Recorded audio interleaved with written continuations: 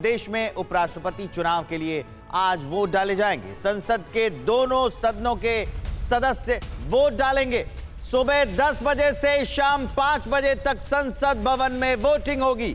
आज ही उपराष्ट्रपति चुनाव के नतीजे आ जाएंगे। एनडीए की तरफ से जगदीप धनखड़ उम्मीदवार हैं, विपक्ष की तरफ से मार्गरेट अल्वा को उम्मीदवार बनाया गया है।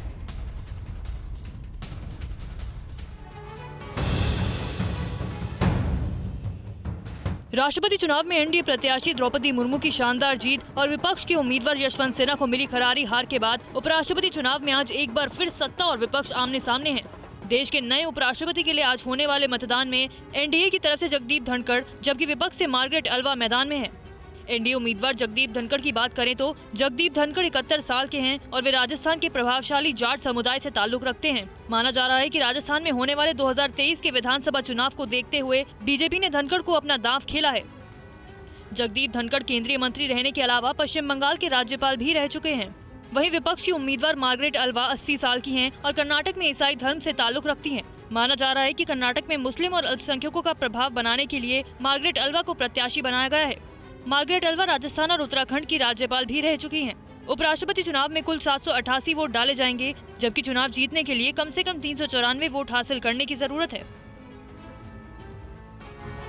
तो उपराष्ट्रपति चुनाव को लेकर बड़ी खबर यह है कि एनडीए प्रत्याशी धनखड़ का पलड़ा भारी नजर आ रहा है। धनखड़ को बीएसपी, शिवसेना समेत कई पार्टियों का समर्थन हासिल है और ममता की पार्टी टीएमसी उपराष्ट्रपति चुनाव में हिस्सा नहीं लेगी। राष्ट्रपति चुनाव की तरह ही उपराष्ट्रपति चुनाव में भी विपक्ष की एकजुटता कहीं दिख नहीं रही है। ममता बनर्जी की टीएमसी ने मार्गरेट अल्वा के नाम पर पहले ही उपराष्ट्रपति चुनाव से दूरी बना ली है। ऐसे में उपराष्ट्रपति पद के एनडीए प्रत्याशी जगदीप धनखड़ की जीत का अंतर भी बढ़ जाएगा।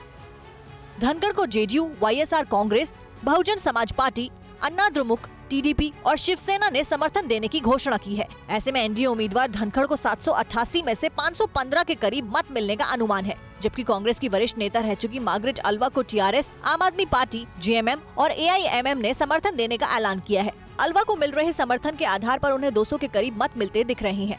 लोकसभा और राज्यसभा सदस्यों की मौजूदा संख्या 788 में से केवल बीजेपी के 394 सांसद हैं। मतलब साफ है कि बीजेपी अपने दम पर उपराष्ट्रपति चुनाव में जीत हासिल कर सकती है। संसद भवन में उपराष्ट्रपति पद के लिए मतदान सुबह 10 बजे से शुरू होगा और शाम 5 बजे तक जारी रहेगा। इसके तुरंत बाद मतों की गिनती होगी और देर शाम देश के नए उपराष्ट्रपति के नाम की घोषणा हो जाएगी। नए उपराष्ट्रपति 11 अगस्त को शपथ लेंगे।